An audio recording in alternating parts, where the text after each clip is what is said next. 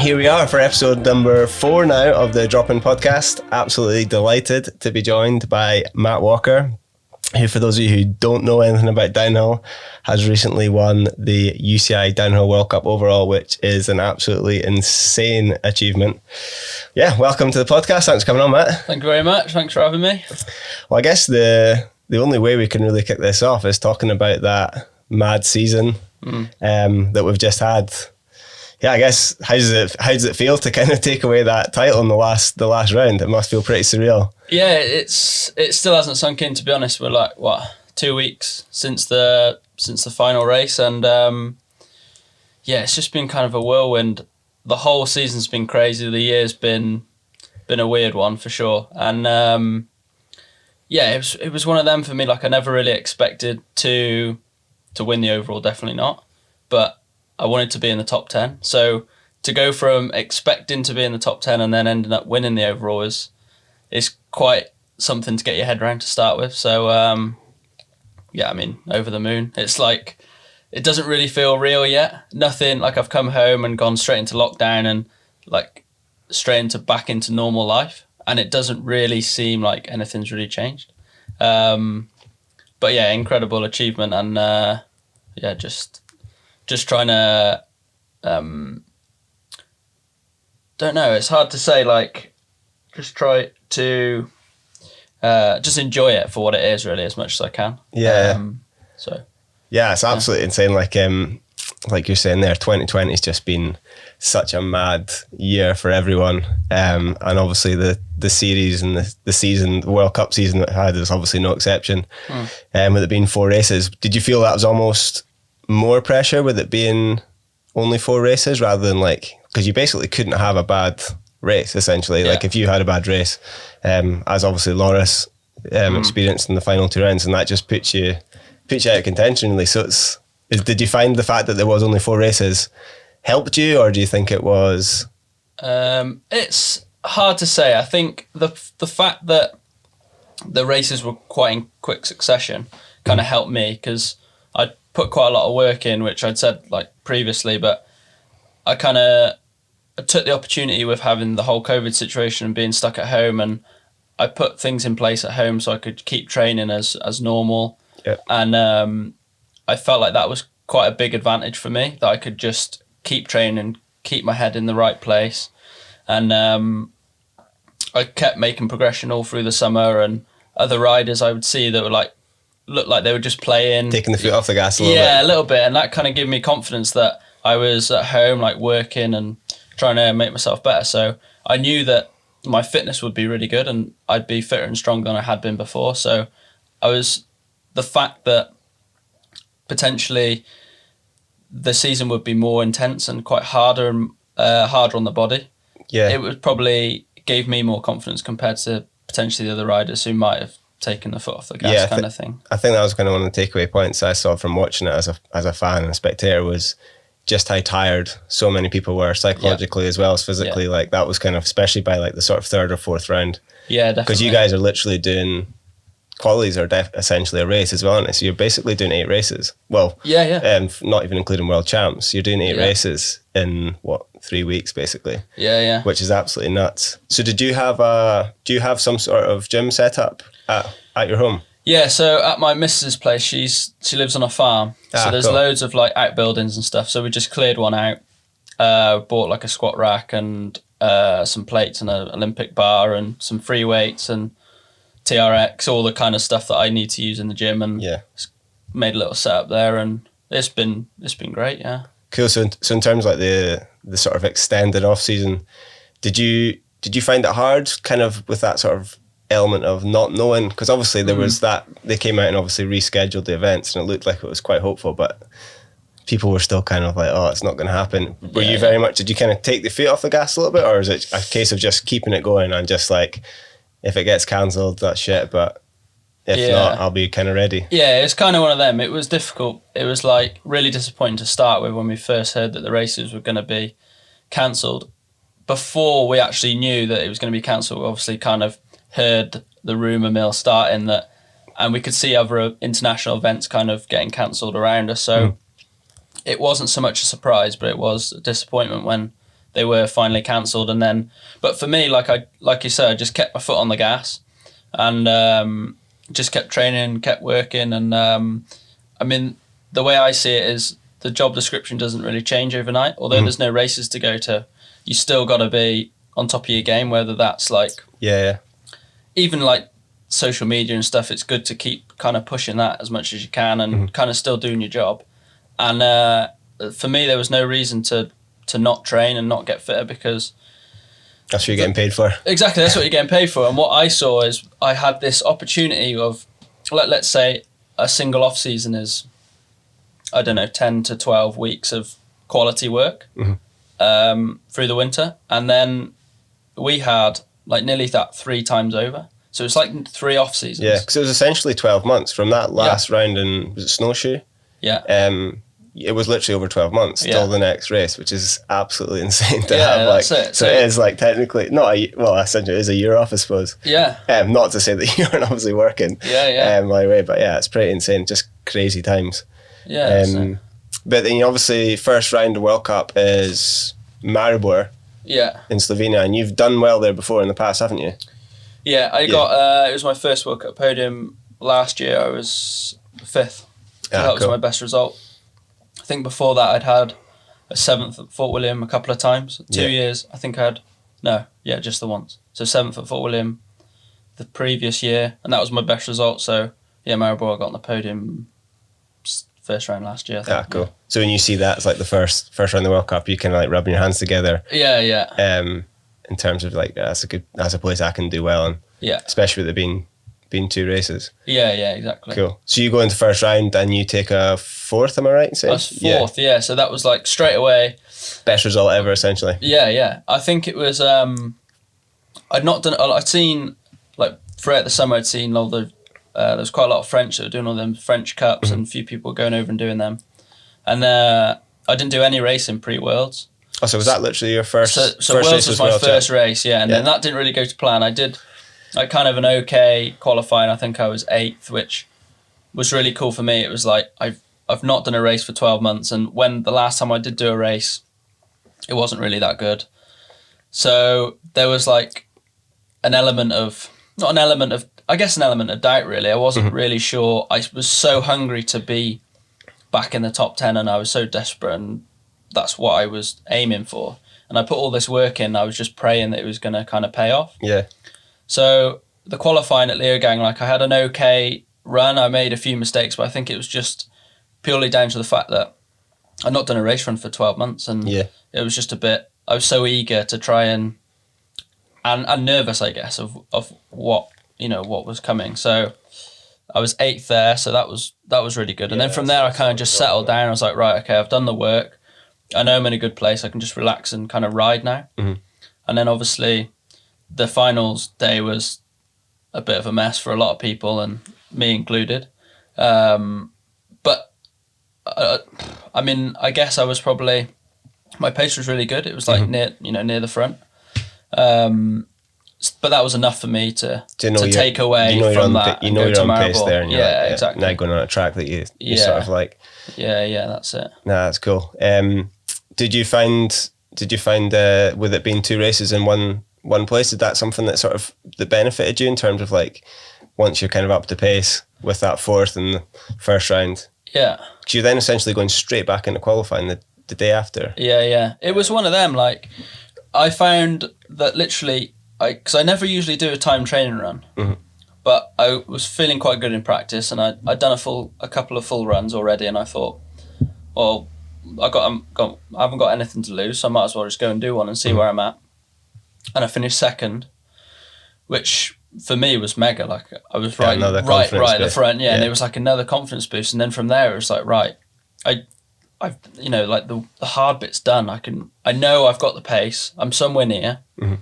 So just like if I can stay, 2nd place or top 5 or even top 10 throughout the weekend, I'll be really chuffed. So after the first day of practice, it worked in my favour that there was 2 races on the same track. So I was like, well, I mean, there's only a few sections that are going to change from now. So I can kind of just, hopefully I can keep this pace for the next 2 races. And then obviously, it was just that was kind of when the roller coaster, well, not the roller coaster, but I kind of got on that wave, and it just kind of started from there. Yeah, it's an interesting when you say it's like a kind of wave, because you see it happen so often in downhill, and I'm sure it happens in other sports as well. It just happens to be what we're interested in, what you are an athlete in.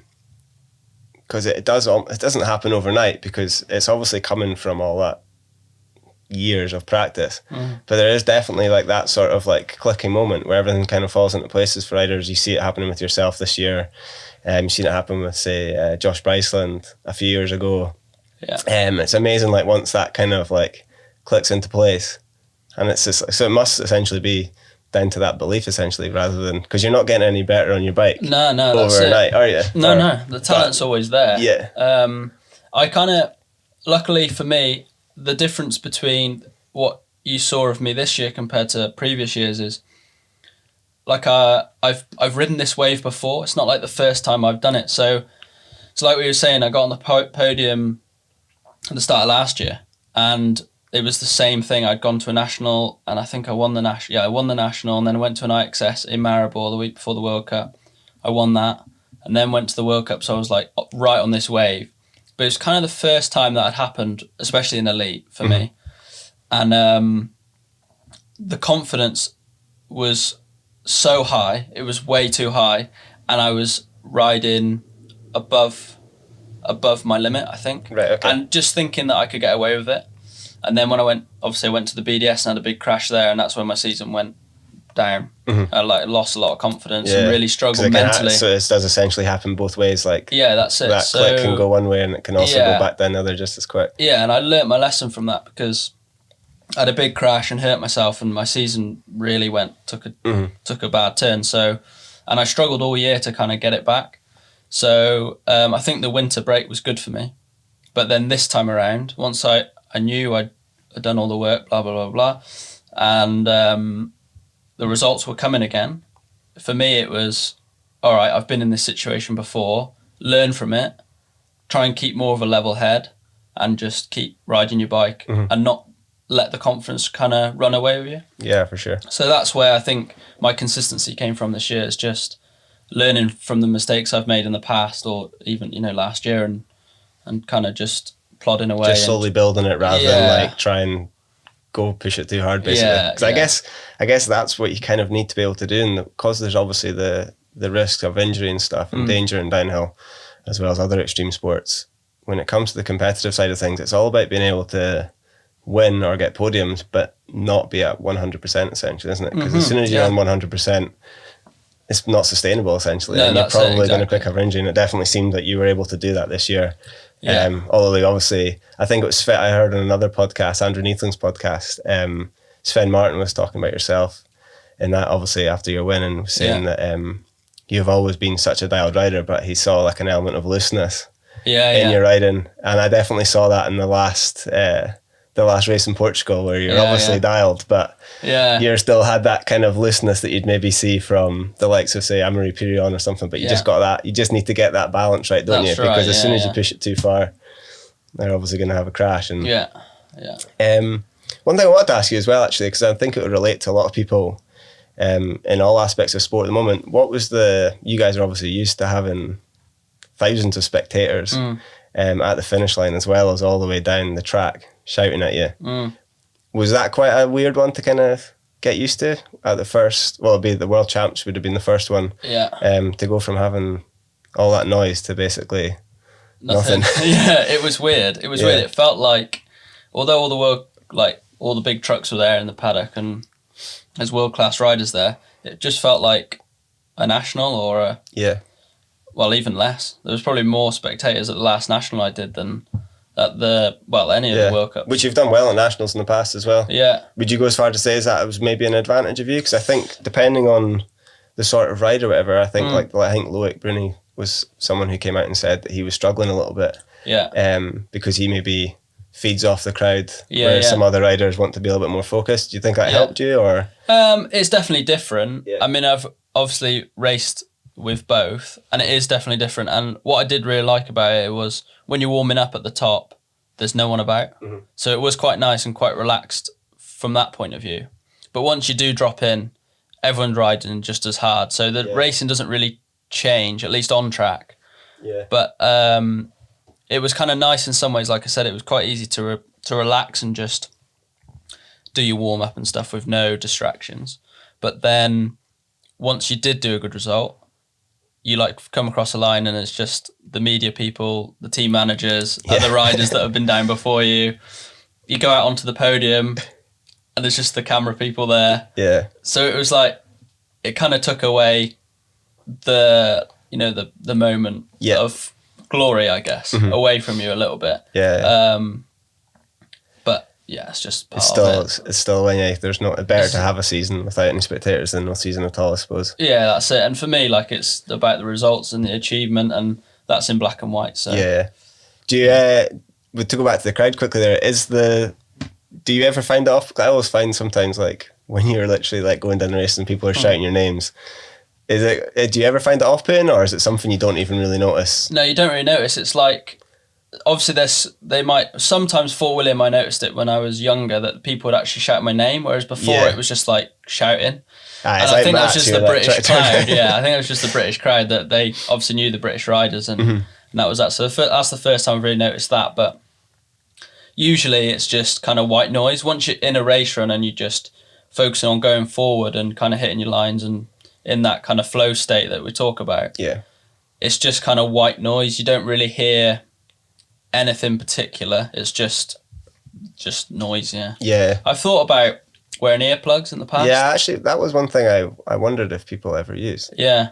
So I see, like, I've been riding on track on a motorbike for just over a year now. Okay. Just on and off. And all the super bike riders, they all use earplugs, mainly just for the wind noise. Right, okay.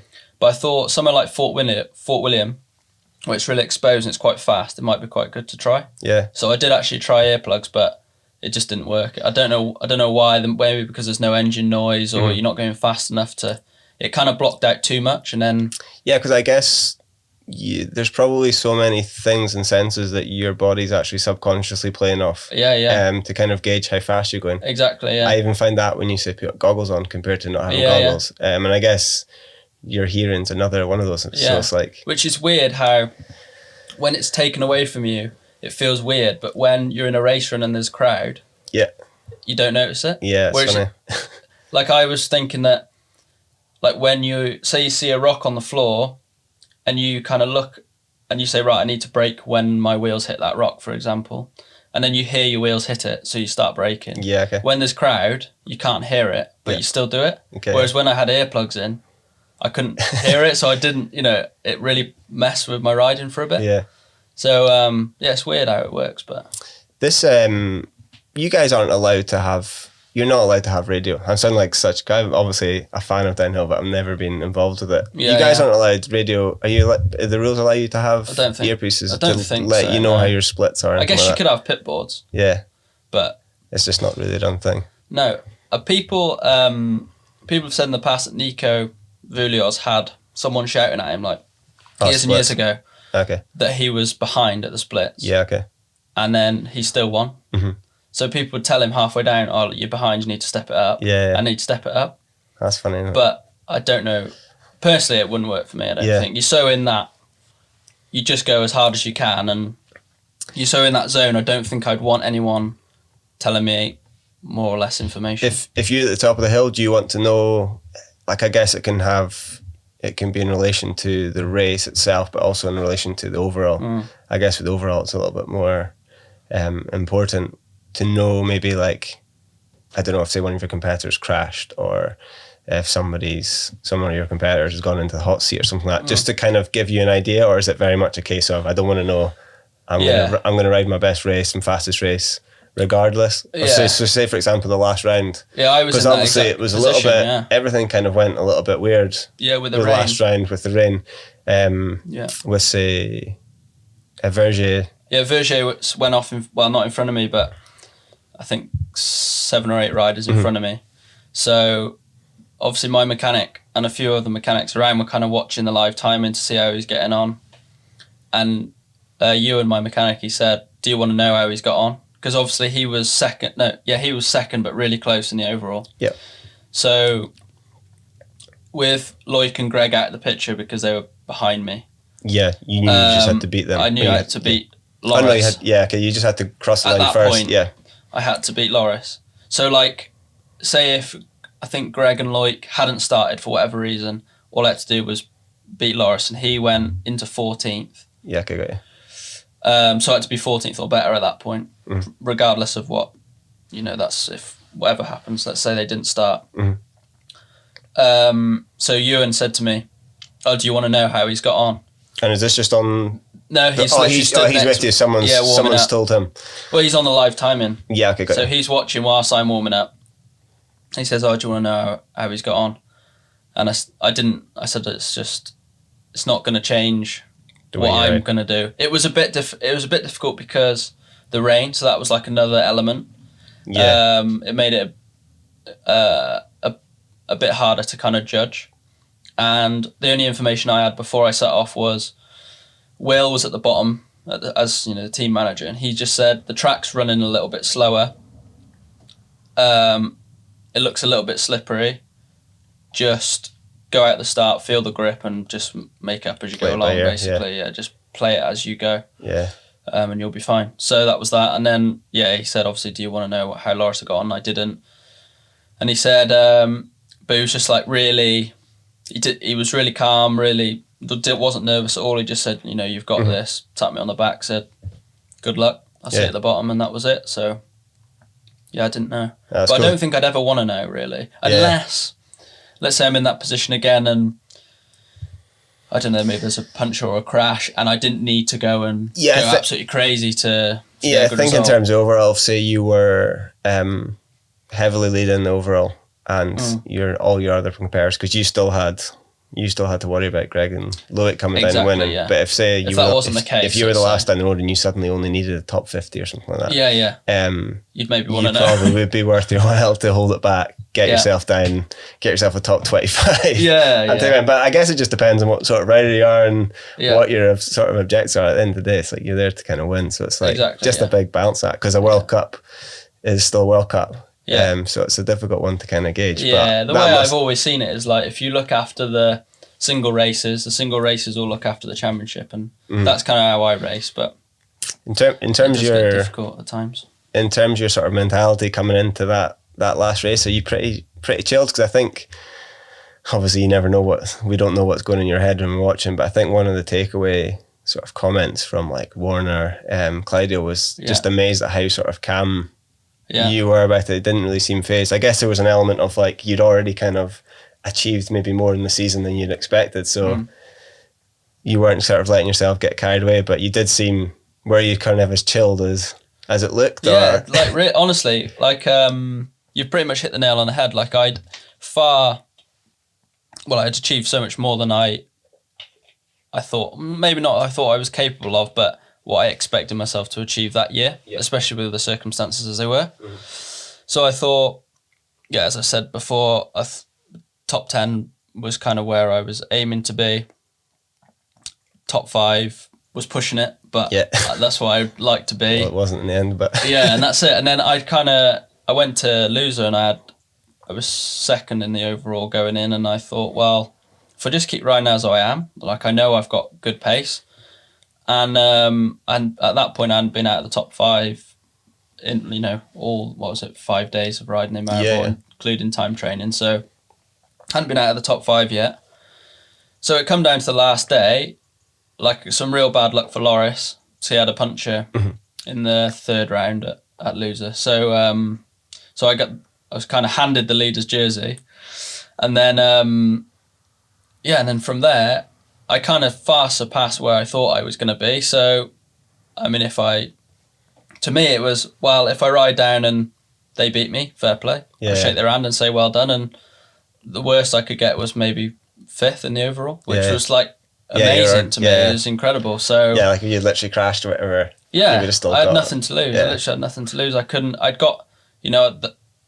kind of set myself up so well, it didn't really matter to me. Obviously it did matter to me, but it kind of gave you an element of freedom as well. You're just kind of like allowed to kind of, and I think it's like, obviously you're the best person to tell us how it felt and how it looked, but I think from the outside looking in, it almost looked like that on that sort of last race. Yeah. Where you obviously crossed, you didn't end up winning the round, but you went into first place, and there was definitely like a sort of, just watching you ride, there was definitely a kind of, like Sven said, there was a kind of looseness, but it was kind of like, a fair bit of control to it as well. Yeah, I've kind of got nothing to lose here, so I'll just go all in, because if I crash or whatever, I'm not scared of that happening, so if it happens, then so be it. What will be, and that's kind of how I approached it, which is similar for the whole of the season, really. So yeah, I just pushed the envelope a little bit and come across the line first, and that actually is what won me the overall, because I think if I'd finished behind Jamie, then Loic would have got the overall. I'm not exactly sure with the points, but it was really close. So yeah, so you basically, regardless of knowing how Loris did and stuff, you knew that if you basically go across the finish line first, even with Greg and Loic coming down, I didn't know that. Okay, cool. But I did know that if I beat Loris, then there's a good chance that I've got the overall. And then when I come into first, I was like, wow, really? Yeah, okay. Because obviously so it wasn't that kind of automatic. No, I didn't know that I won the overall. Yeah, I just like the celebration, the finish. Is you coming down first? That was a mega run, and I come into first, and because I didn't really expect that to happen, because the track conditions I was riding on, I didn't think I was going quick enough to go across the line first. Yeah, okay. And then when I did, it was like surprise, and obviously I was pretty stoked. Yeah. And then I went over and pretty much went over straight away to see Will and give him a hug. And then Petey came over and he said, that's it. I think you've done it. Like, I've done the maths. Yeah. You've just won the overall. And I was just like, what, really? And then Troy came over and he was like, oh yeah, you've won the overall and you've won the race. And I was like, I haven't won the race. Like, Greg and Loic are coming down. But it was just like it was a crazy 5 minutes. Yeah. And then it kind of, once Loic finished and the overall leaderboard like went up on the big screen and my name was at the top, it was pretty surreal. I didn't know whether, I think I said it in an interview at the time, but I didn't know whether to like sit on the floor, whether to stand up, whether to like laugh, cry. Yeah, suddenly just was like uncharted territory. Yeah, it was like, what is happening? Yeah, it was mental. That's cool. Mental. So it was quite a cool moment, I think, to see. Obviously, Petey's not in your team, but he's obviously, I'm sure you and Petey know each other, and obviously with Will being your team manager, it was quite cool to see those sort of like two generations of riders between the three of you. Just absolutely stoked to see that you'd done it. But it must have felt insane. Yeah, it still hasn't sunk in. Like sometimes I'll be laying in bed at night, even now, and I'm like, I think about them like just that day. Yeah, and it's just. It doesn't really seem real, and when I watch the interviews back or the race back, it doesn't feel like I'm watching myself. Mm-hmm. It feels like I'm watching someone else. It is weird, and especially because I don't really feel like I've done anything particularly different. Yeah, like I'm just kind of riding the same. I don't feel like when I'm riding, I'm like, wow, I'm going way faster than I have in the past, or it doesn't really feel anything like that. And it's kind of back to that fact that you were saying. You don't just gain loads of talent overnight. It does, you don't particularly ride any faster. You've always had the belief day yourself. to day. Yeah, it's just something like you say. Something's just clicked, and I've put the work in and ticked all the boxes that I need to, and that's given me the confidence to deliver the performances that I am. Yeah, it's cool. It was awesome moment between. I think like I've been watching racing for ages, and partly because I'm from Scotland with the whole Reese thing. Yeah, and obviously like watching your journey as well. And it was definitely a pretty exciting series. It was good that it was able to come off. Do you feel almost frustrated by the fact that people maybe haven't recognised you as someone who's a danger to the podium or whatever in the last couple of years? Because there was I would definitely say, like even before the World Cup, I'd say there's almost a disconnect in almost how highly you're not considered, because I'm sure everyone knows how fast you are. But in terms of like your profile and stuff like that, you've definitely kind of like snuck up, even through the juniors. We obviously had like battles with Finn Isles, who's quite a high profile rider. Is that something that's frustrated you in the past, or is it something that you've almost quite enjoyed, kind of slipping under the radar a little bit as a bit of a dark horse, and then just suddenly burst? Well, obviously, because you did have good results in 2019 and in previous years, and you've obviously got junior world champs to your name as well. But Yeah, like I say, is it something that's frustrated you, or is it something you've quite enjoyed, being able to kind of like just... It's always been one of them things that people ask me about. Mm-hmm. Always seems that I think a big thing was, as a junior, I was racing with Finn, and obviously, as you say, a huge profile rider. And I think a lot of the focus, rightly or wrongly, was on him through the junior ranks. And I mean, a lot of people, people have said it to me and in podcasts and stuff in the past that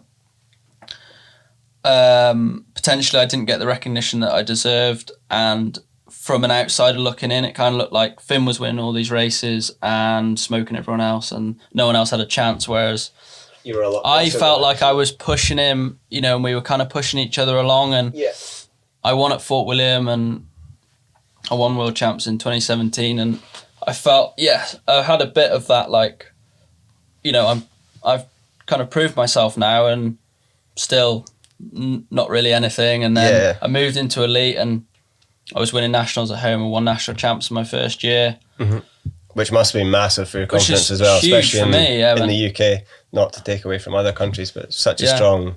You know, and like sometimes I find myself now, it probably frustrates me more now than it did in the past, just because I kind of, not that it's about social media or anything particularly for me, but sometimes, like, I look at these big profile riders that I battle with and potentially beat most weekends, and I look at their social media, and I look at their, you know, I guess their social media is a big thing. Yes, because you can kind of judge. It's not the only indicator, but it's a pretty good one of how well known they are, essentially. Exactly. And you look at the followers and you think, all right, that's quite a lot. And then you look at me and I just wonder, where have I gone wrong? Like, I don't really understand. I don't understand it, which is a big thing, I guess. I don't know how to kind of improve it, and I seem to be doing similar things to everyone else in terms of posts. But it's just not really worked for me, and I don't really know why. But it's just the way it is. And I guess a good way to kind of put an end to that is to just romp the overall World Cup, and like that's kind of like, if people are noticing you before, it's kind of a bit of an undeniable. Just here I am. Can't get rid of me now. Yeah. Well, it was interesting because I was like doing a bit of research, obviously. For this podcast, obviously, like, I'm a fan of downhill and I know who you are for ages. And one of the reasons I was wondering, it could be, was obviously there's another Matt Walker in downhill, the New Zealand Matt Walker. I thought I was maybe... I many followers he had after winning the World Cup overall. Yeah, well, that's something that I never even thought about, because Reece Wilson was saying that Reece Wallace is obviously true, an insane freerider. And I think he went up like thousands of followers off the back of Reece winning Worlds. He's like, but you must have at least seen a bit of an upswing. For sure, on the World Cup. So for sure, it's cool, and I think it's only going to get bigger from here. I think it's just especially with this year, it's all a bit weird, and the crowd doesn't. I think when there's crowd at the races, that obviously helps as well, because thousands of people see it with their own eyes. Going to be on their phone and just be like, that's it. So it's just one of them, but I don't particularly mind. I think it's really helpful to have some kind of profile like that. You know, a bigger profile does obviously help with other sponsors, and kind of, you know, just as you go through your career, I think it's a good thing, especially nowadays. For sure. I guess this definitely helps. It's something we chatted to Reece about, in terms of, because I guess he's fairly big on social, but he's also had some really good results. It's trying to get that balance of like trying to figure out. Definitely. And I guess there is just no right or wrong answer, and different brands will have different strategies, and it's hard to kind of gauge like where the value's at, in terms of definitely should you reward the racers more heavily than influence and stuff like that. Definitely for me, like, I've always been a racer, and when I was young, the only way you could be a professional mountain biker was to be a racer, and I didn't want anything else. I didn't want it to be any other way than that. So I've always just wanted to be a racer, and you know, now I am one, and I'm making money out of racing my bike. I don't really want that to change, so I've never really, although I've in the back of my head think, well, it's a bit strange that, you know, my profile isn't as big as maybe it should be. It hasn't really bothered me because I'm a bike racer, and to me that's where I need to put all my focus, and rightly or wrongly, social media probably doesn't get as much attention as it probably should from me. But as a junior, was it something that really kind of pissed you off a little bit when you're kind of battling with Finn, like you were saying? And it didn't really piss me off. I mean, it was just different, and I could understand how it had come about. Like Finn started as a kid, obviously from Whistler, and I think the first big thing that I saw was the let Finn in thing, which was like to get him into whip off worlds, because he was too young. Yeah, it was so just that was like quite a big thing. A bit of a springboard for him. He jumped. I think he got onto Specialised a year before junior, so he did all the course openings at all the World Cups. And he was just this kid who was course opening, but they were timing his runs, and he was doing really well in junior, so that was obviously another big thing. And on the team with Loic and I think Loris at that point. Yeah, I think with social. And then a Red Bull deal, and just exponentially grows from there, doesn't it? And I think social media as an element of that is like, once you kind of get yourself a certain amount of followers, it kind of that's it. Followers, like a snowball effect. And then if it's like doesn't quite take off for somebody else, it might be a little bit slower. Like you say, winning the World Cup overalls, definitely a bit of an announcement of a rival, and hopefully can't really deny it anymore. How old are you now? Are you 21, 22? 21, yeah. 21, which is insane. And I think it was interesting to hear you're only the third UK male to win the overall? Fourth, I think. I think Steve did it 3 times. Yeah. So that's 1. G and Josh and me. Yeah, of course. Which is still pretty insane. Yeah. Because obviously we've had so many, aside of those guys, there's been so many strong downhillers. Huge. But I mean, Danny for one. Yeah. Because I thought Danny had won an overall, but I think there was a season a couple of years ago where he was pretty dominant, but I think Gwyn might have just pipped it. Yeah, he's been closer a lot of times, I think. Yeah. That's cool. So just to go back to your sort of lockdown setup, one thing I think I saw you say was, because you live in Oswestry, which is in England. Yeah. So my geography down here is pretty bad. It's on the border. Yeah, it's on the border. So during lockdown, were you able to? Because I presume most of the downhill tracks near you are actually in Wales. Yeah. So was that an issue for you in training? I don't think it was. I don't remember there being different rules at that point. Right. Okay. So I think it was. Well, as far as I remember, I think it was all right. I think I did. Like for me, Llangollen is 20 minutes from my house. But that's in Wales, and that's probably where I ride the most. Yeah. Just because it's so easy, you can uplift yourself. Good tracks, just a good fun day. It's not particularly great for testing stuff for World Cup racing, but it's close and it's easy, and I can go there in the morning and do 10 runs and be back by 1 o'clock. So. And you do uplift there? Yeah, just in my van. Like I'll just get someone to come along. My mum will drive, or one of my friends or whatever, and it's easy to just nip out in the morning and get 10 runs in. So that's always a good option. Revolution Bike Park, that's 30 minutes in Wales as well. And then there's a smattering of different secret downhill trails, I should say, around here that you can ride. So there's plenty of options, and trail bike there's even more options for that. So it's easy. I'm lucky because I can ride from my door. I got a couple of little hills that are about 5k on the lane. Okay, cool. From my house. Just on the trail bike? Just on the trail bike, yeah. So that's good. That's easy to get out. So the first couple of weeks of lockdown, when we couldn't drive anywhere or do anything, but we could go out for exercise. I was doing turbo stuff and the gym, obviously, and then I could ride and do a little bit of a trail ride. So that was all right. And then once we started driving, I could go further afield and do a bit more riding. But I was so lucky here. Like there's a lot of people, a lot of downhill riders as well in this country that potentially live down south and don't have any downhill for hours. Or I guess Danny is pretty similar. He has to drive a couple of hours. I think Hampsley's is closest, and that's an hour away. So we're really, really lucky here. We've got loads of riding on the doorstep. Yeah, it's like we were saying before we start recording, it's pretty crazy. And I guess it's no coincidence how many pro racers are down this way. You've obviously got yourself. Yeah. You got Cade, Chaos and Tanny. Yeah. And then obviously the Atherton's not too far away. Do you find yourselves partnering up with those guys and and training with them on the downhill bike or on any bike, or to be honest, do you kind of keep yourself? Yeah, I keep separate? myself to myself. I'm not. I think just now that I obviously I did a lot more when I was younger, and I used to like meet with mates and go riding and stuff. But like, I'll tend to trail ride with. Like I've done trail rides with Simmons and Mark Beaumont. We were on the team together when I was a bit younger, so I used to do a lot of riding with them. There's a lot of riders around here anyway that aren't pro, so I ride a lot with them. And I've ridden with Joe Smith, and there's a good group that, you know, any weekend you can go and ride with a group of people, which is pretty good. But as I've gotten older, especially the downhill stuff, I tend to just ride on my own. Yeah. I think because there's like Llangollen and Revolution, but that's about it.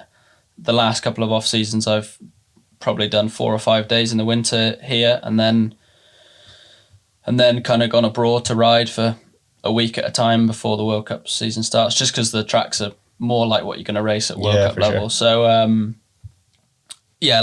generally when I ride here, it's just for a purpose, just to just to get comfy on the bike and just kind of go through the motions or test something. So I tend to do that on my own most of the time. That's cool. It's interesting you say about the tracks. Do you think that was definitely not an advantage, or do you think it helped like yourself and Reese with the tracks being a little bit later in the season? Did it just make you feel a little bit more like you were at home? Like I guess like definitely. Yeah. Portugal in October is like. It's like summer here, basically, or probably better.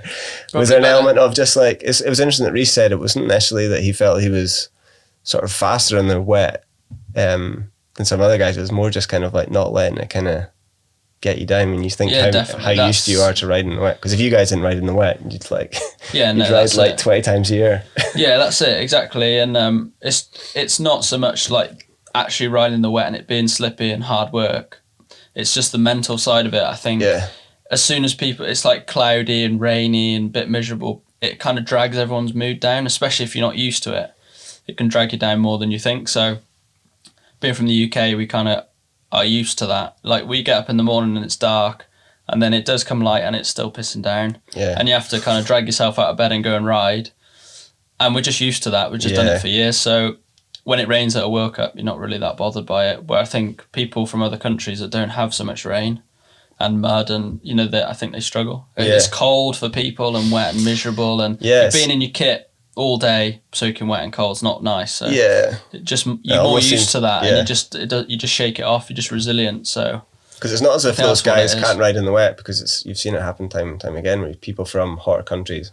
Yeah, do sometimes still do well in the wet. Well, yeah, you look at Gwyn, like he's ridden really well in the wet in the past, and he's from California. So yeah, that's cool. To go back to like how it all sort of started for you in terms of racing and just riding in general, I think I've heard you say in other interviews that you used to race motorbikes, but on track motorbikes, was it? On track motorbikes, okay, cool. So when I was 8 years old, I started racing kind of like mini motos, I guess, on kart circuits in the UK. Ah, cool. I kind of got into that because my dad raced superbikes for 10 years. Oh, really? So he started in 90... I think he started racing in 99 or maybe 2000. I was born in 99. Okay. So pretty much he kind of was heavily into it for 10 years.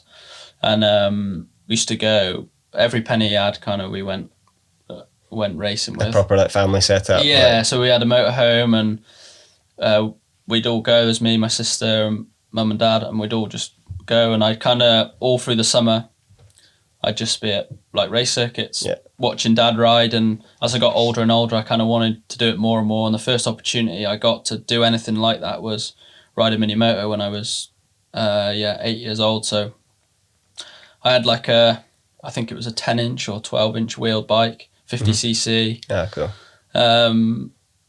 So yeah, I did that for a couple of years, I think, but I stopped that because I used to get too nervous. I used to I was just too young, and I wasn't mature enough to deal with the pressure of racing. And I think I really enjoyed riding the bike, but as soon as I was racing against other people, I used to put so much pressure on myself. Not for results, but I just used to get so nervous. Right, I think I was just so young and I wasn't really ready for it. Yeah. You know, the noise and the atmosphere intense, and the like theatre of like a motorbike race was just all a bit too much for me.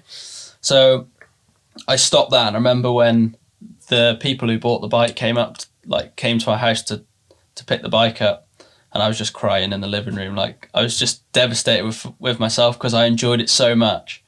But the only way you could really ride it was to go racing. There wasn't like a track day scene or whatever.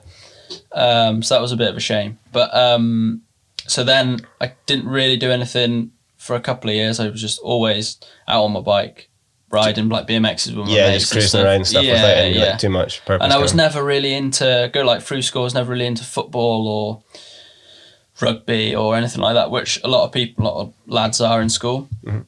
I went even into secondary school, I was never really in any of the team sports. I wasn't really interested. And I think it was probably about that time when I first went to secondary that I started riding mountain bikes properly. So my dad was obviously still racing super bikes, and he started mountain biking for training. His teammate at the time had been mountain biking for years, and he said, "Oh, you should come mountain biking. You know, we go twice a week. It'll get you a lot fitter, blah, blah, blah." So Dad bought a bike.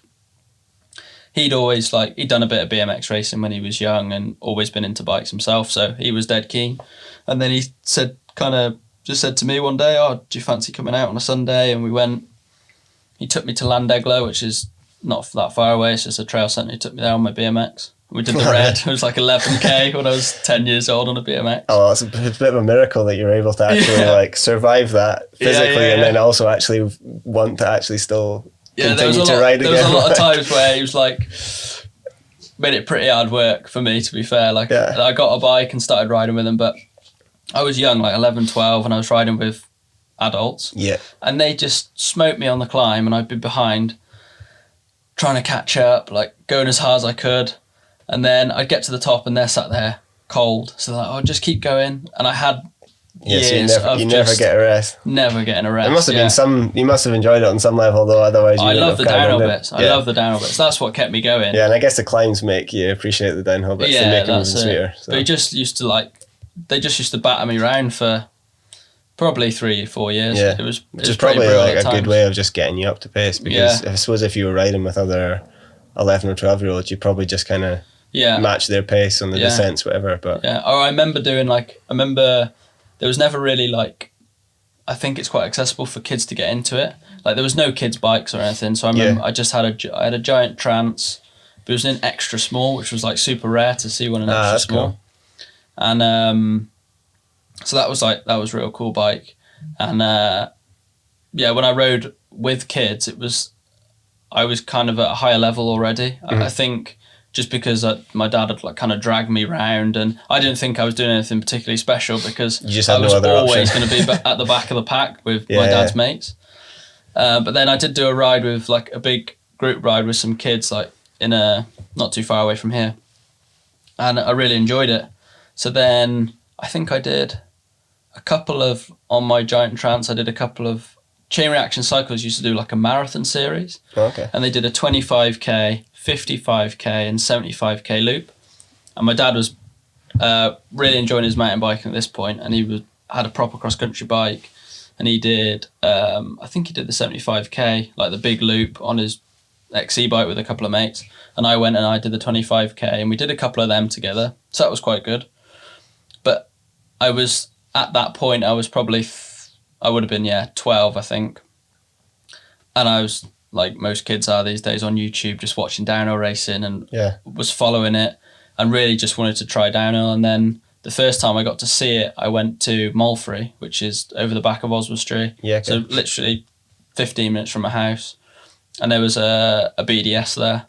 So I went to watch. And that was it. I just kind of fell in love with it. I was so you were just a spectator then? I was just a spectator. But you're just I want to do that. Yeah, yeah. Cool. I was tugging on my dad. Do you remember what can you look back and actually remember the specific rate? Who was there and stuff like that? I would be able to work it out. Yeah, I'd be able to work it out now, but I can't remember at the time. But and I just remember thinking, I was stood at the bottom near the finish arena, and I was thinking, so you get a lift up and then you just ride down. And I was like, this is amazing. What a sport. You're sort of your dream of dyno racing wasn't formed from like the actual seeing the race itself, and it was just like, oh, you just get to do it's basically uplift. Yeah. You're just there for the uplift. Yeah, exactly. And that's awesome. So then I think that would have been in the summer, and then I must have just nagged my dad to death. And then I remember at Christmas, I woke up and there was a giant glory there. Oh, really? On Christmas That's Day, class. yeah, which was, and then so that was like amazing. I had like a couple of other presents, and I just didn't even open them. What sort of age are we at there? Sorry. I would have been 12, going on. I would have been 13 in the May, so I would have been 12. Which is actually still relatively, but quite old in terms of like your entry into the sport and stuff. If you think about it now, there's kids that are riding at 6 years old. Yeah. But yeah, you get giant glory. Yeah. So yeah, like that must just have felt like insane to like jump on that after. It was amazing. Yeah. I remember I rode around the village trying to find steps to jump off, and I just couldn't believe. As soon as I rode that bike, when I was watching YouTube videos of the top downhill riders, I just couldn't believe what they were doing on these bikes. And I remember literally the first day I went out on it, I thought, oh, I can understand it now, because this bike is just unreal. Being able to just ignore a certain size of like bump or whatever and just like bash over it. All of a sudden it makes more sense to me how they can get away with stuff like that. And then just from then I remember taking it out on Boxing Day, going up the local hill and just doing all the big drop-offs that I'd not managed to do yet. And it was just that progression. And then I did a couple of races at Forest of Dean. They did like a real cool mini downhill series in the winter. And I think I was 13th in my first one, 6th or 7th in the second one, and then it was just natural progression from there. Next couple of years I did the Pierce Cycle Series, which is like a regional series. I guess you guys are lucky to have so many races around here to kind of get you started racing, because there's no substitute for racing experience. No, that's it, exactly. And I used to do I think there was six or I think maybe even been 7 one year, Pierce races. So I did all them for a season. Absolutely love that. And then like uplifts in between. And my dad at this point had stopped racing superbikes. He says it's because I started mountain biking, but I don't think it is. I think he just kind of had enough of it.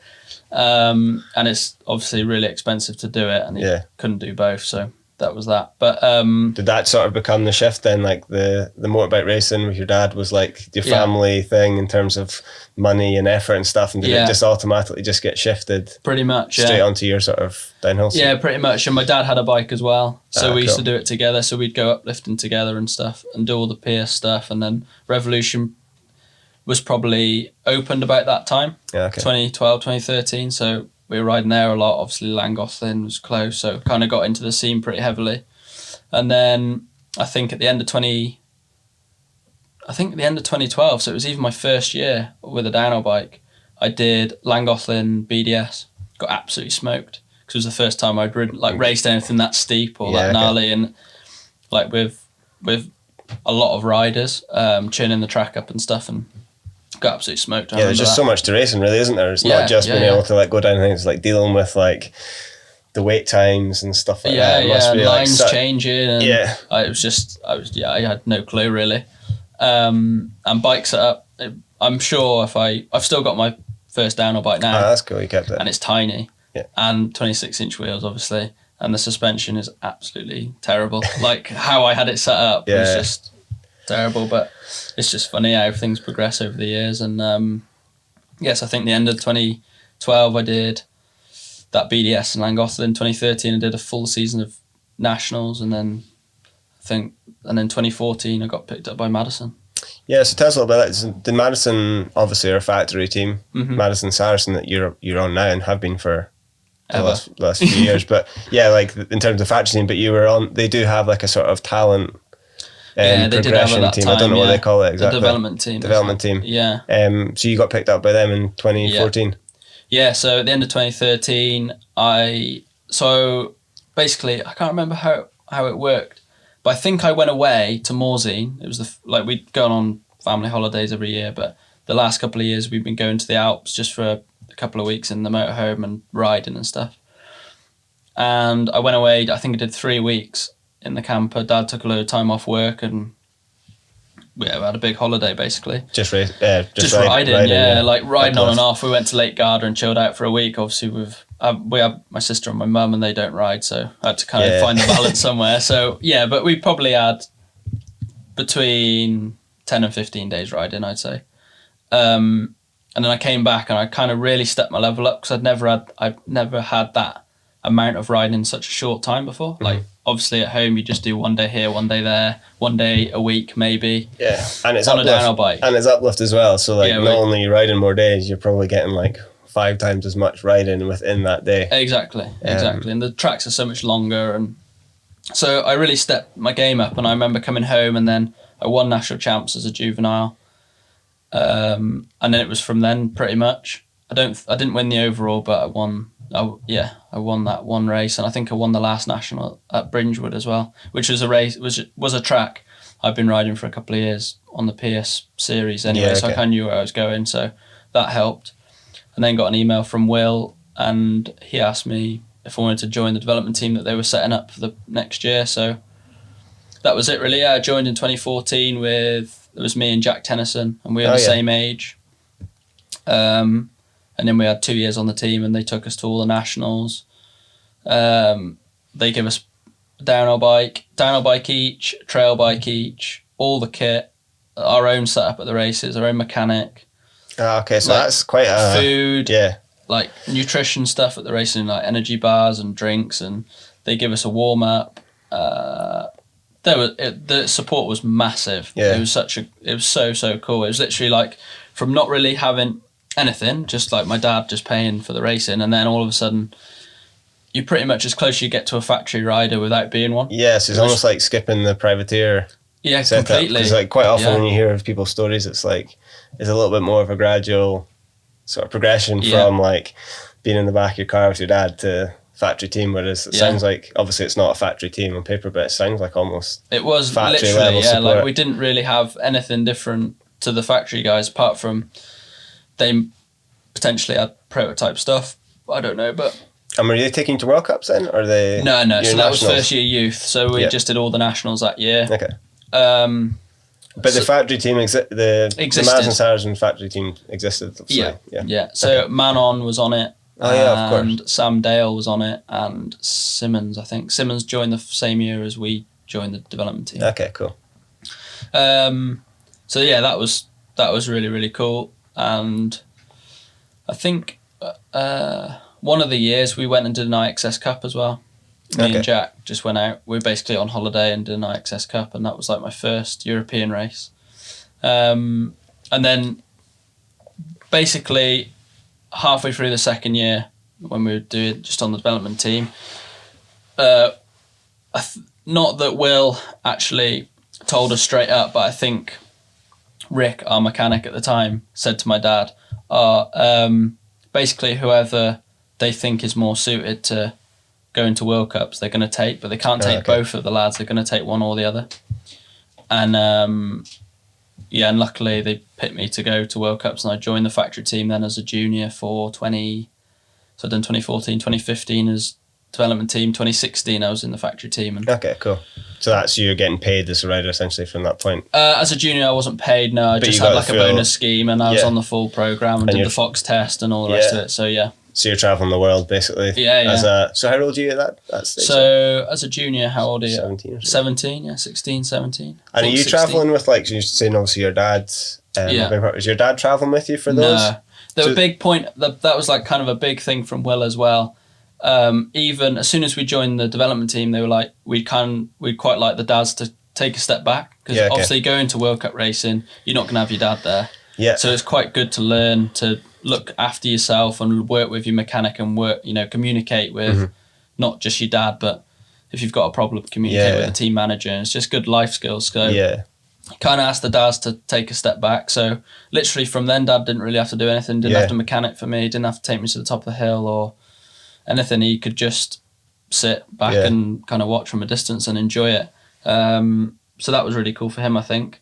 I'm sure at the time it was a bit strange because obviously he's putting everything in, and then overnight he doesn't really need to do anything. Yeah, I do sometimes think that, like, you see it in motocross a lot. Yeah. And you just can't get away from the fact, like, downhill motocross, you essentially can't get your foot in the door without a supportive family that's often a dad.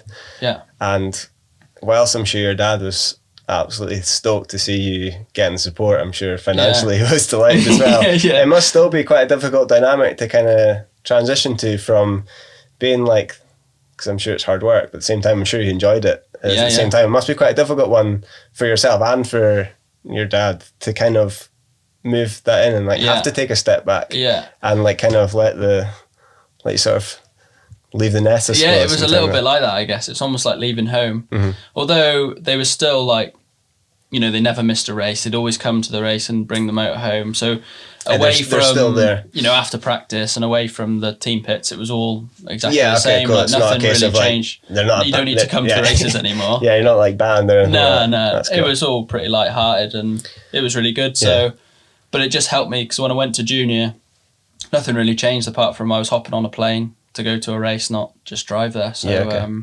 it worked really well and they put a good program together. Mm-hmm. That's cool. It must have been like must almost be quite validating for a team, especially a factory team, to kind of, like I said before, I'm sure you had the belief that you had what it took, but to see someone like Will Longdon, who's obviously been a racer himself, and so a team manager of the team, to kind of like have that faith in you and kind of like, you know that they're seeing something in you. Yeah, definitely. And from day one, it's never, you know, there's never been any doubt that they support me all the way. Although from my side, it's not always gone how I wanted it to. And I'm sure they see that, but they've never altered their perception of where they think I can get to, or, you know, their beliefs never dropped away. So I think just with the nature of downhill mountain biking, there's just no way of getting through a career like with plain sailing. It's just always going to be that kind of like up and down, especially it's life in it. Nothing really goes like that. It doesn't matter what you do, what sport you're in, or just life in general. It's always and then up, then down and up. It's just that's just life, isn't it? Yeah, it's just the nature of the beast, I suppose. Yeah. I guess your junior career can't really talk about that without talking about the two sort of standouts, I suppose, as a Fort William World Cup win, am I right in saying? Yeah. Would that be in 2017? That was, yeah. So it's something I asked Reese actually was, it's funny that people who, if anyone listens to this isn't into bikes, it's funny to talk about Fort William because I'm from a place called Inverness, and if I was to ask like any people who aren't into bikes about Fort William, they're like, oh, it's just like a random little town nearby, whatever. But for mountain biking, Fort William's just like, it's pretty much like a mecca, isn't it, for UK mountain biking. Did you ever visit Fort William as a spectator when you were younger? Because I know you mentioned you went to BDS. I actually did, yeah. So that was maybe the first year I was racing. Me and my dad actually went up, and I don't know if you remember, but Fionn Griffiths used to race elite women, and she had her own thing going on at that time. And she's really local to us. Okay. Like 5 miles down the road. So I think we drove up ourselves, but then just like she would go back to the hotel at night, and she had like a big camper, and we just stayed in the camper and like looked after the team pits and stuff. Me and my dad, and just that was our way in to getting passes and stuff to watch the World Cup. So I think that was 2012. And I remember going around all the pits and getting everyone's autograph, like Greg and Danny. You still got the photos and stuff like that? Yeah, I still got them all now. Yeah, absolutely. You need to get those up on Instagram. That'd be a cool thing to see. Yeah. No, it was pretty cool. I got a drawer full of like pictures I had with them, and loads of signatures on like napkins and all sorts of stuff. It's pretty cool, actually. It's always cool when you see like sort of, I don't know, like a collage of photos when it's just like, I don't know if it's like say UNG or something like that. And then you're obviously like standing on podiums with him and stuff. It's so weird, It's like he was an absolute idol. Now I see him at the races and I'm like, right, man. Oh, right, George? Yeah. Oh, yeah. It's just, it's quite funny, really. That's funny. So at your Fort William, I'm thinking like, as a young downhiller or aspiring downhiller, you obviously have been to the BDS at this point, but to go to, I can only imagine like going to Fort William at that age must have just been like mind blowing, because like for those people who haven't been to Fort William, as World Cups go, it seems to be, obviously we're maybe a little bit biased because we're from the UK, but it's absolutely insane. It's like being at a football match in terms of like, it's like insane crowds. Like it's mental to even think that like there's that selection of people like there to watch bikes. Yeah, it's yeah, like and that into it as well. Oh, no, it's insane. So to win junior World Cup round in 2017, that must have just been insane. Yeah, that was.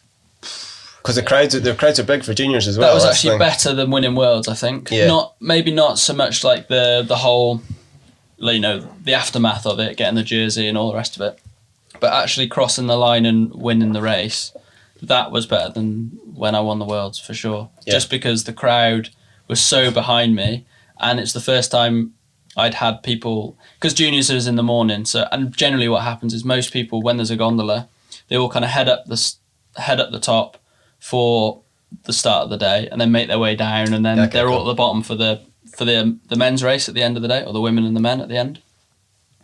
So as a junior, when you're early in the morning, you have people all the way down the side of the track. So just constant. It was constant. Like now, is it when you race as an elite, the first top section is really quiet, and then it gets louder and louder and louder, and obviously the bottom is absolutely mental. But as a junior, we had a crowd all the way down, and maybe the bottom wasn't as big as it is now. Like the grandstand wasn't full, but I mean, there was probably still 5 or 6 rows of people. Yeah, it's probably still, like you say, the same amount of people basically there, just spread out across the track. Yeah, just spread out. So, yeah, it was absolutely mental. It was like, it's just one of them. It was one of the best days of my life, really. And it's something that you dream of. Yeah. And even now, when I watch it back, I think that was really, really cool. Yeah. Like, I'm really proud to have had that moment in my life. And even if, you know, God forbid anything were to happen, but if I never have that again, it's like it's just a big, it's a big tick in the box kind of thing. It was incredible, Nah, it's absolutely insane. So like, definitely, if anyone's listening has not been to Fort William, get yourself there. Yeah. It's like if you're remotely interested in bikes, or even if you're not, even if you're not, it's like you can take it for. Especially like sometimes the way the races pan out and stuff. I remember in 2005, watching Steve Peat win there, and. Like I say, I've never really been to like a live sporting event and had that sort of like real like I hadn't at the sort of goosebumps moment where it's literally like counting down. He needs to come through that gate at like 10, 9, and it literally comes down in like 1 second, and I think he beats Menard by like, I don't know, something ridiculous, and it was just insane. It's such a mad experience. It is incredible. It's absolutely incredible. So you then win world champs at the end of the year, later that year, which, like you said, obviously world champs is maybe a bigger deal, but maybe not quite the sort of same buzz in terms of this sort of setting. And I was like obviously halfway across the world, and it was amazing. Like I'd put so much pressure on myself to win that race, or to do. I didn't really go there to come second. Like, let's be honest.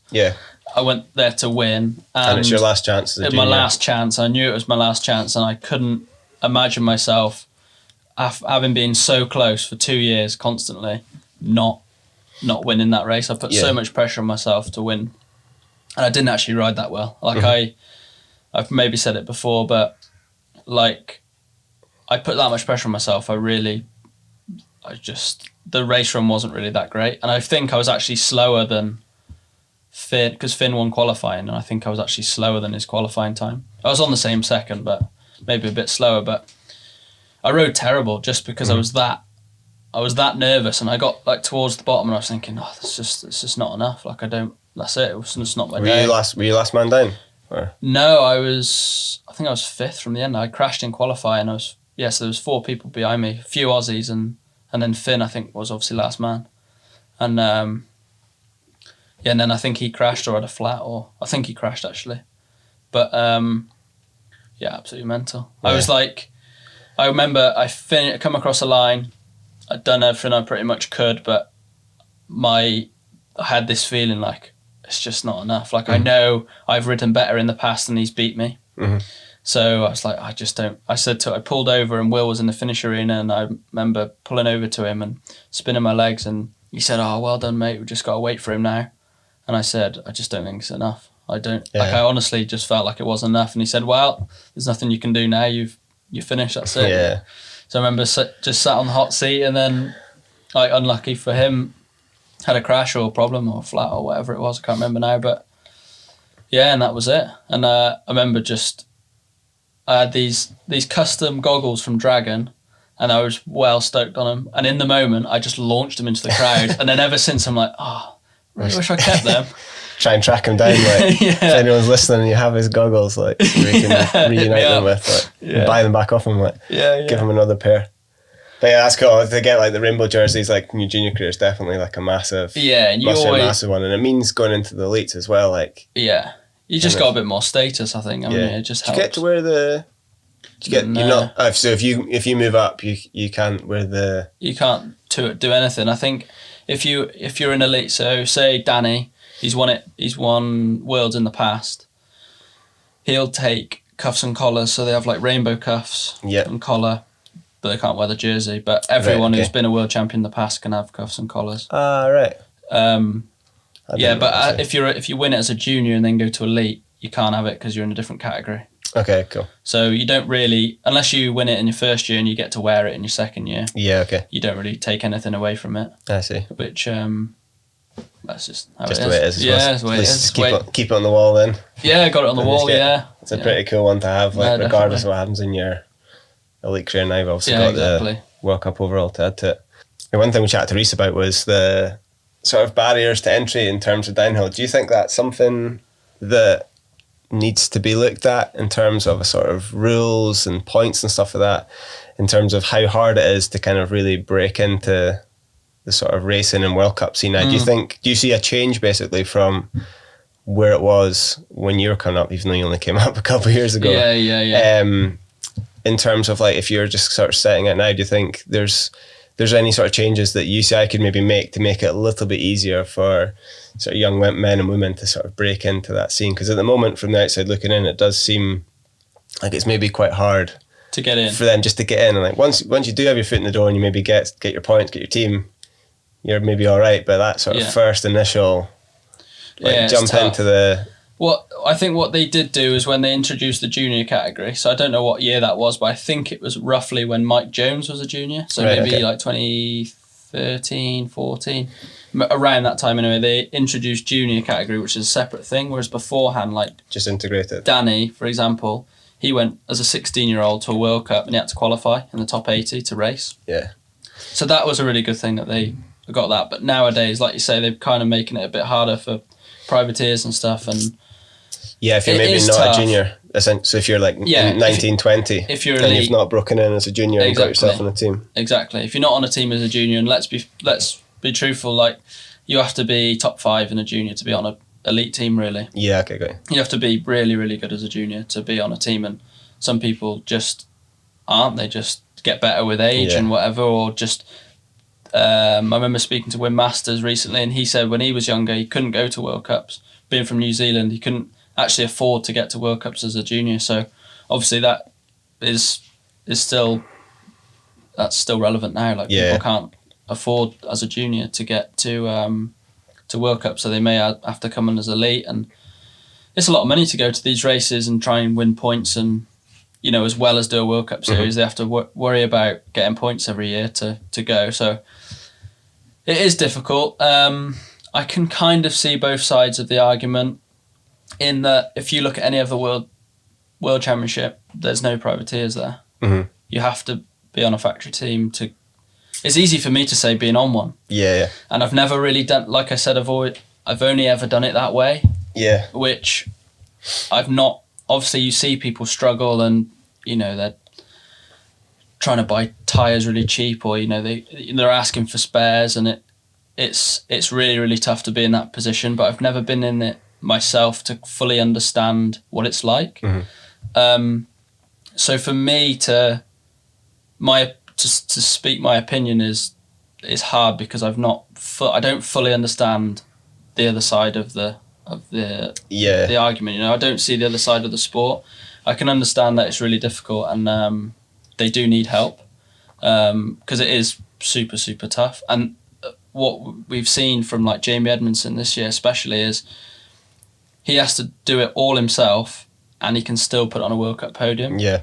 And it to me, that says, well, potentially there's other privateers out there that with a bit of help, potentially from the UCI or from whoever, can can be better. You know, can really achieve good things. So I don't know what they I don't know what their thought process is in saying, right, you need 40 World Cup or UCI points to enter a World Cup or 50 or 30. I don't know why they do that. I don't really understand the ins and outs and the politics of it all. But I think, I hear stories of, I guess, people like Danny's age. It's always, I keep coming back to it, but he was, like he said, you know, you go to a European World Cup, there'd be 130 men trying to qualify for 80 spots. Yeah. And now, with the last 2 World Cups, there was 60 spots and 80 men trying to get in. Yeah, so it's really, really come down. I don't know if that is good or bad for the sport, to be honest. I mean, it's obviously making it more elitist. It's great for the people at the top of the sport. Yeah. But it's kind of like... It has ups and downs, I suppose, doesn't it? Yeah, it's probably not the best for... You know, the people that are... I mean, there's 80 men now compared to 130 men now, but the numbers are not from... the top 20 are always the same, top 30, 40 are probably all the same. It's just that from 60 to 100, those riders have just gone. Yeah. So there's people in there with huge amounts of talent, but where do they go? Yeah. So they're just not even coming to the race anymore? Yeah, just guess not even coming. Because of the cost and stuff. Yeah, and especially this year. I mean, hopefully... Fingers crossed it'll be a different story next year, but this year people just haven't bothered, which I can kind of understand because it's a bit messy. Like you have to go and get a COVID test and wear a mask around. It's a bit more faff, a bit more money to do it all. So I can understand that. Yeah, I think it's everything with COVID, everything just been made more complicated this year, isn't it? Totally, yeah. One thing was great to see though, because I think like before the season started, I didn't really know what was going on, and people were like, oh, blah blah blah, it's not going to go in. But one thing was for sure, like all the top guys still got themselves to the races, which was cool. So it wasn't like it was like any sort of... I heard talks of, for example, that the Americans weren't going to be there or stuff, but it was cool. It's still, let's see, like women still there. So like, so say for yourself and Reese, like there's really nothing people can say to kind of take anything away from the races this year. That's a really good thing. I mean, grateful for that really, because it I remember actually in Maribor they were debating whether to have an overall at all. Right, because in the cross country they didn't actually have an overall. They had they had winners of the races and all the rest of it, but they didn't have an overall.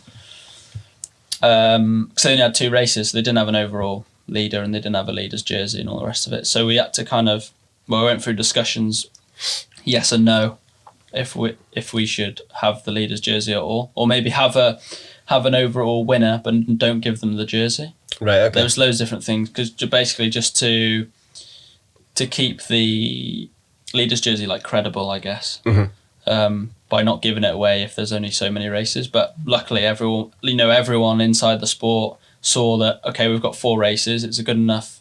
Yeah, whoever's going to win is the best rider here on these 4 races, and they deserve it as much as any other year.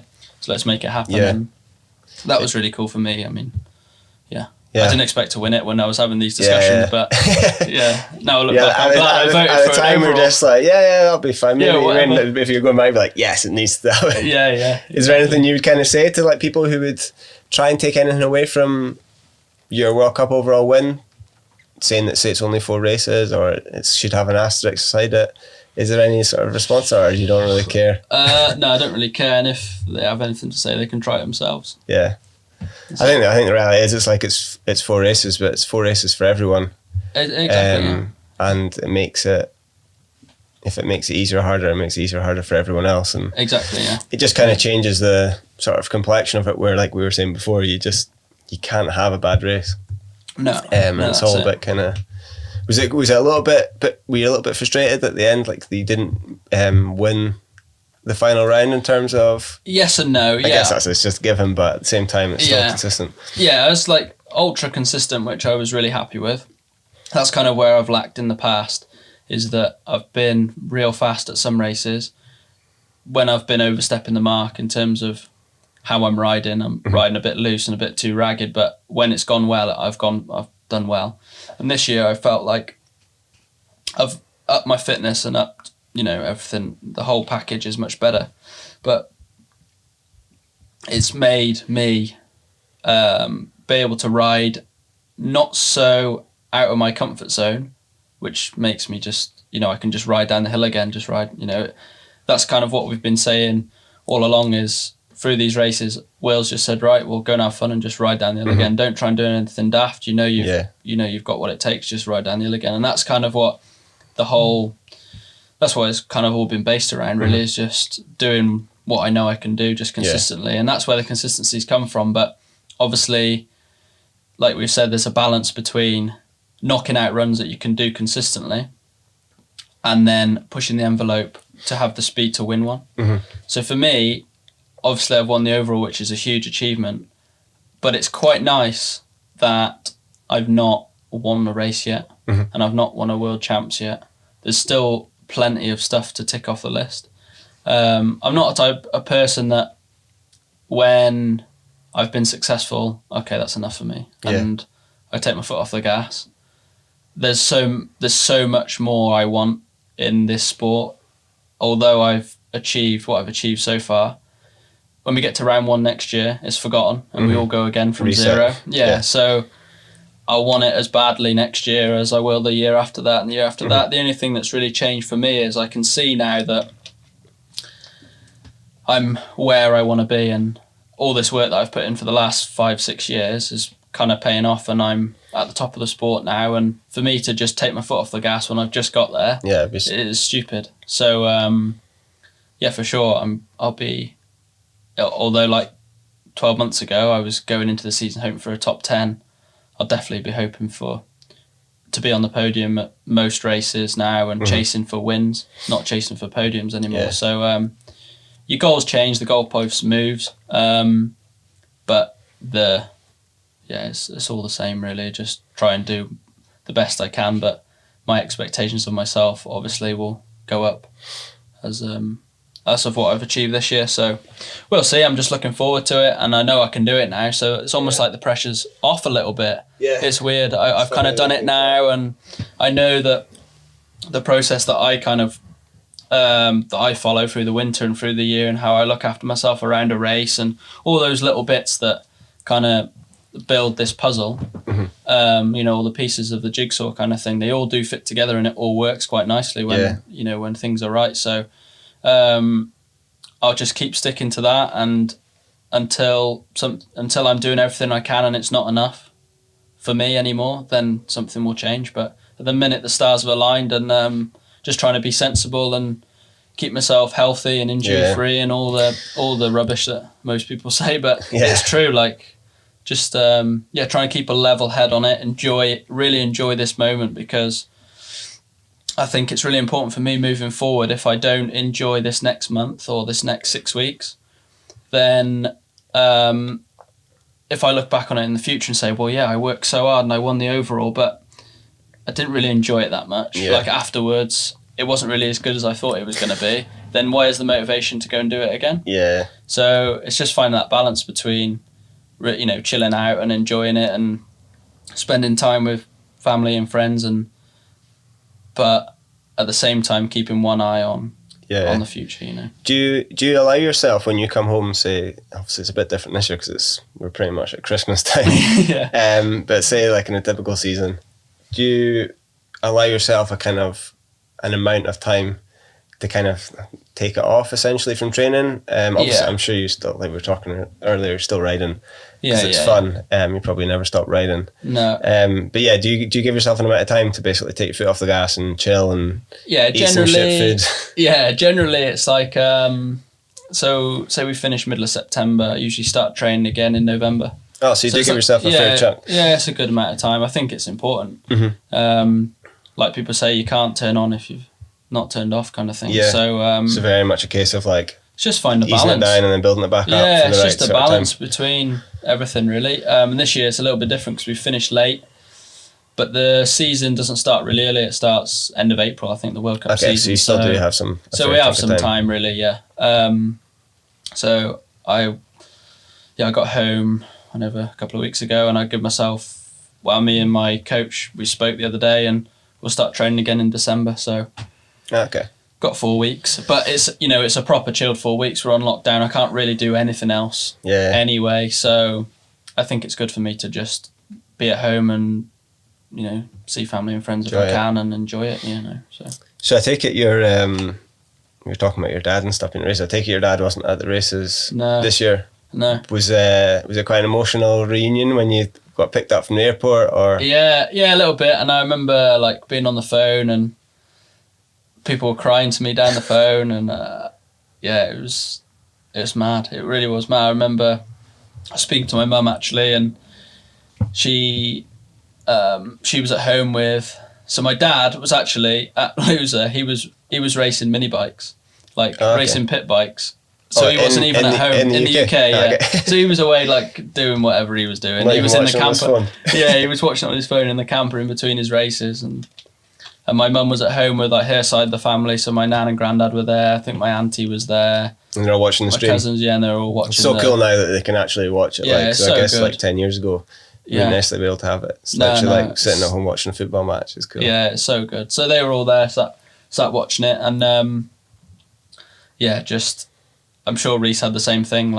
People from home were they couldn't believe it. They couldn't believe that something like that had happened to us. Yeah. I think that's kind of the way that they see it, and just so proud of what I've achieved, and it's really cool to for my nan and granddad and stuff to see that, and it's nice to I know it's just nice for them to enjoy something like that. They're not bike fans, but they know everything about the sport now because I'm part of it. Yeah, they know how much it means to you. Yeah, and that's it. And they come to the races and they enjoy it, and it's nice to just all enjoy something together, And everyone's just so proud and over the moon, really, and can't quite believe it, but. Yeah, it was. I can only imagine how, as I said the exact same thing to Reese, I can only imagine how hard it is for parents or grandparents or to be watching those races, because like I say, I'm a fan of downhill and I'm obviously supporting you guys when you're riding, but we don't know each other personally and stuff. Yeah. But I'm still absolutely buzzing watching it, so I'm I don't know. It's my your dad as well, watching that, even though he was riding mini motors or whatever at the time, motorbikes at the time. To have gone through that whole process with you, and to put in all that hard work and seeing all the hard work to watch it all come off must just be I don't know. But it's so stressful at the same time. Yeah. And obviously great once you cross the line. My mum and my dad are complete polar opposites. My dad understands it a lot more because he's raced himself, and he understands, when you watch the screen, it might look a bit wild, but he understands that I'm in some sort of control, and he understands what being in that zone is like. Yeah, so he can understand what I'm going through and the nerves and everything. So it's more relevant to him. Mm-hmm. So he can understand the pressure I'm under and all the rest of it. So I can speak to my dad about all that, and he understands it. Whereas my mum, she doesn't really understand it like that. She watches the races, and she said to me, I speak to her obviously about it often, and she says when she watches it the first time, she has to watch it 2 or 3 times. But I think because she loves watching it, and because she said the first time she watches it, she doesn't fully take it in. Right. Okay. It's like she's watching it, but she's just wants me to get to the bottom, and it's not because, and she just wants me to do well. And I don't think she gets probably more nervous than me watching it, and I think it's because it's not that she wants me to get down safe, not to hurt myself. It's not really that. It's just that she wants me to do well for myself. She doesn't she hates it when I don't do as well as I want to do, and then I'm kicking myself, and she has to deal with a moody person for the next few weeks. And she hates that. She hates dealing with that, and she doesn't like to see her kids upset. Yeah. So that's kind of the angle she watches it at, is that she just hopes that I get down and do the best I can, and I'm happy with the result. Whereas my dad can see it in a different way, because he understands it a little bit more. But yes, they love it the same, and they're proud of me. So I think for a parent it must be difficult, and something like you say, it's not just I guess there's dangers in every sport, but to watch that, they want you to do well, but they also my mum especially, I know my mum was watching, if she ever comes to watch one of our shows and stuff, she's so stressed about it. It's she's literally basically worried for your life, rather than like caring about what the actual like product of what you're doing is. Yeah, and they don't understand the risks. They don't understand what's in your comfort zone and what isn't. It might look loose, but it's not as loose as it looks. That's it, exactly. So that's cool. One thing I was going to ask you about was you talked briefly about the idea of going from being like a fan to so many of these riders like G, Danny. Would you say that's quite a difficult transition in some ways, like either within the team, because obviously you're in a team with Danny. Yeah. Does that become like, is that quite a difficult like sort of dynamic to navigate when you go from basically being in that team as a junior, because you're at least completely separated by category, and then you move into elite where you're maybe still separated by results and aspirations? Does it then get quite difficult within these teams? You see it in Formula 1 and stuff when you're suddenly both at the top of the game. Yeah. Does that become quite a difficult thing to manage within a team? I think with certain people it does. Some people it doesn't matter so much. I mean, what's good about our sport is, say for me and Danny, there's nothing I can do to stop him doing as well as he's going to do, and there's nothing he can do to stop me. It's not like we're racing at the same time and he can take me out in the first corner or anything like that. Which you do see in Supercross sometimes. But yeah, exactly. So there's not really... Of course, that dynamic's there because you're both super competitive people, and when you go testing together, you're always trying to beat each other and all the rest of it. But at the races, all the information he gets from the team manager, I get. Yeah, okay. You know, so, and we often speak about line choice, and to be honest, like with downhill, he can ride to the same inch as me, all the way from start to bottom, from start to finish, but he can ride it faster than me, or I could ride it faster than him. You know, it doesn't really matter line choice and stuff so much, because I don't feel like he would ever hold anything back from me, and I certainly wouldn't hold anything back from him. It's just how it goes. And it is, what I found was really strange moving to elite was, even as a junior, you do your race, you watch the men and they're still your idols. The very next year, you're racing against them and they're one of your competitors. And that dynamic it wasn't difficult for me, but it was definitely a change. And it was like, wow, I'm racing the best people in the world. How cool is this? And part of me was like, oh, when I was 12 and these, like what I thought these boys were doing was completely incredible, I can now do it. Yeah. Which is also really a strange feeling. For sure. And also it's like, I've been in the start gate and Greg's just set off in front of me, or G's just set off in front of me, and it's like, that first couple of years, you're still pinching yourself thinking, I'm setting off behind one of the, Greg is the greatest of all time. And you're setting off behind him in a run, and it's like, that is a bit surreal to start with. Just that shift from making your idols become your rivals kind of thing. It's just that shift. It just takes a bit of time. But now, I've been in the sport a couple of years and I speak to them a lot, and they're just, you realise very quickly they're just normal people. Yeah. Like these pop stars are, and big famous people. It's just normal people. So that all kind of goes away pretty quickly when you realise you can go and just have a drink with these people. Yeah. And it's but even now I find it quite cool when, like Gwyn will say, oh, well done, mate, it's a good ride. It's like, to me, it's still like, that's pretty cool. Yeah. Because do you think maybe this year was the first year where you kind of managed to really properly separate that, and that was one of the reasons that you were able to really step it up? Yeah, I think so. And almost like a little bit in the past, I thought, I can't do that like Bruni does it, or he can do that line because he's Loris Vigier.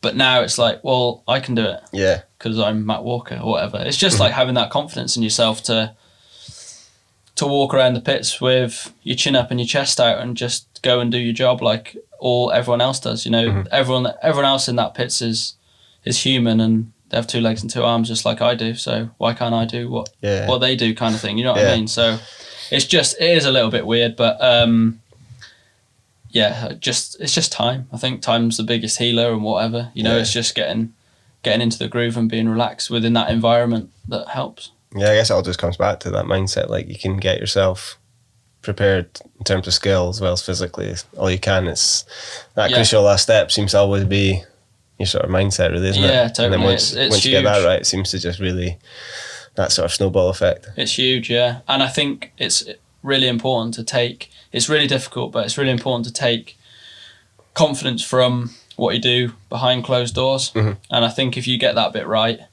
then it doesn't matter so much about your results. You can kind of just ride it as it is. And I think that's why Greg is really, has been so consistent for so many years. I think for him, he kind of comes across like, he drinks a lot and he loves a party and all the rest of it.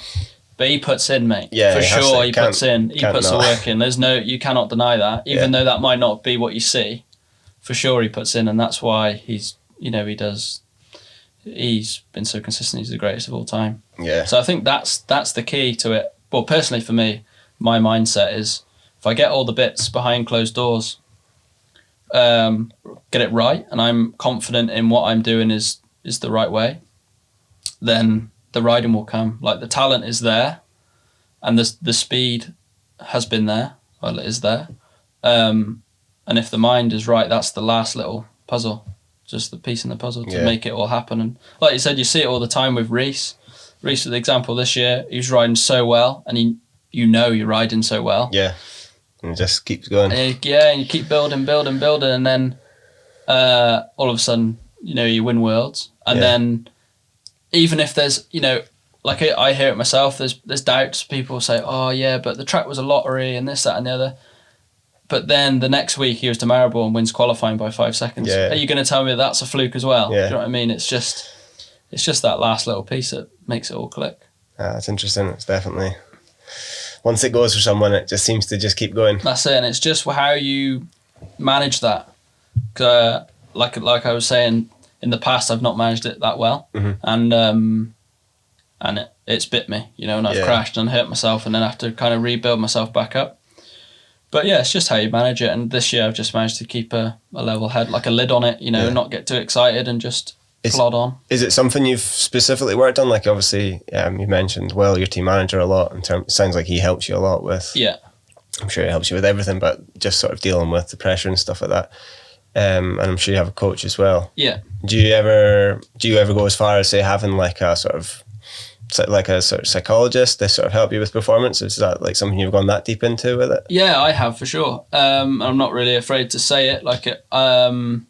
So basically, it all started because last year I had a big crash in Fort William at the National. I hurt myself, and my season really took a bit of a dive, and I wasn't really enjoying my racing, and it just got really hard. I've never been in this position before where I felt like I rode as fast as I could, and the result wasn't there. Mm-hmm.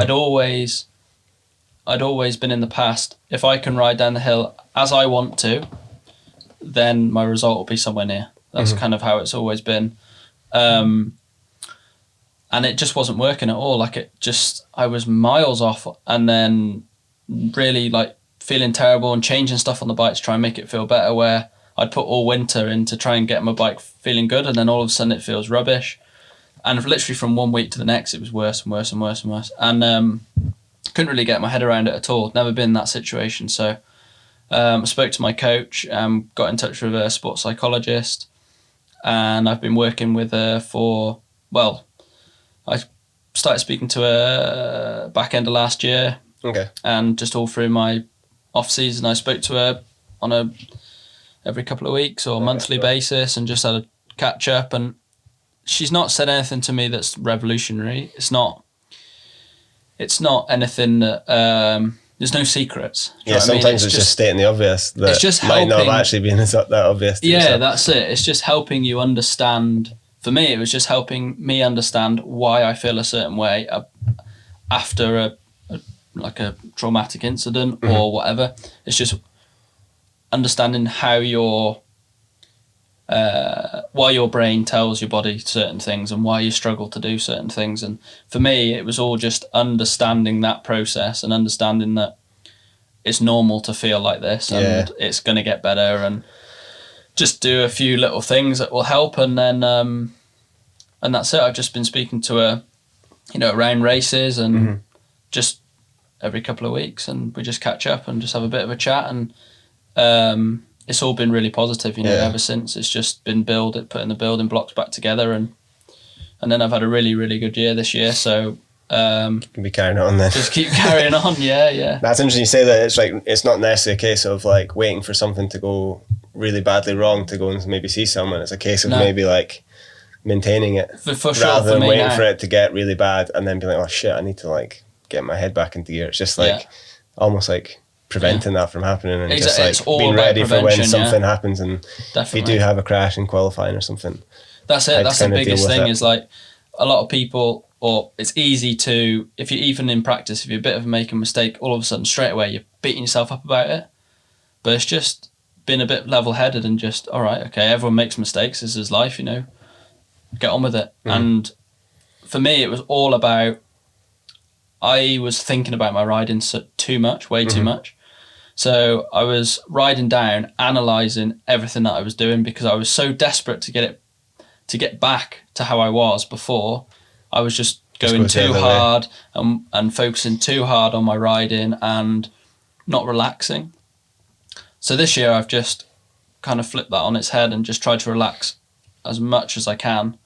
And when I'm riding, it's all about, people have said in the past, like this flow state, when you're not thinking about your riding, you're just doing it. It's it's kind of like how I imagine, when you're driving along the motorway and you're getting a bit tired, and then all of a sudden you come round, you're like, well, how have I got here? I'm like 10 miles away from when I last thought about it. And that's it. Yeah. Like, that is the state that you need to be in. I remember speaking to her, and Will, throughout the off-season, and saying some of my best race runs are the ones that I can't remember anything about. Yeah. Because there's been no mistakes. If there's no mistakes, there's no break in the focus, because you're just... doesn't click into the conscious kind of thing. Yeah, that's it, exactly. So you just going, and you get to the bottom, and then it's all, like some of my best race runs, like that Fort William one, and there's been a few others along the way, but the best ones have always been for me when I'm not thinking about it. I'm just moving forward, and just trying to get myself into that state as often as possible and as easily as possible, and kind of learning my body and knowing what things I need to put in place to help me get there. Yeah. And that's what it's all about for me, really. And as we've seen, like, I don't know if you know, but like Loic works with a head coach or a sports psychologist or whatever quite a lot, and I think he's quite open in saying that he's not particularly strong mentally, and he needs someone like that. And he's, at the minute, he's one of the best riders in the world. So it's not a weakness for sure, but I think people can often see it a bit like that, like, oh, you need a head coach because you're not mentally strong enough and all the rest of it. But it's just like training. It's another aspect of training, isn't it? Yeah. And I think people kind of almost think that they need to wait for shit to kind of really get to almost like breaking point before they get to do it. So it's not like, it might not be a case of like, oh, I'm freaking out before my race runs. It might be like, I could be calmer, or I think I could be a little bit better. And you can kind of improve rather than like, it's not all about just like getting yourself like fixed from like a really like acute like episode of like anxiety or something like that. It's more a case of just like, because you guys are dealing with such marginal gains. Yeah. Every little helps. And you can only do so much. You only ride your bike so much, I guess. Exactly, yeah. So, but I think that's us done an hour and 45 minutes. I think it's the longest drop-in podcast so far. Tidy. But thanks again for coming on. I really appreciate it. It's been really good to get you on so soon. No problem. After having that awesome selection of results. Yeah. Looking forward to seeing you ride next year. Thank you very much. Build on that. Usually ask people where's the best to hit you up on social media. Where they get you on Instagram and stuff? Instagram, definitely. I need a bit of a push. It's at Matt Walker DH. Okay, cool. Is the DH the crucial one? So Matt Walker doesn't get the other one is Matt J Walker, I think. Okay. So don't go for that one. Well, if you want to follow me anyway. Follow them both as well. Anyway. Thanks again, and looking forward to watching you next year. Cheers, thank you very much. Cheers, dude.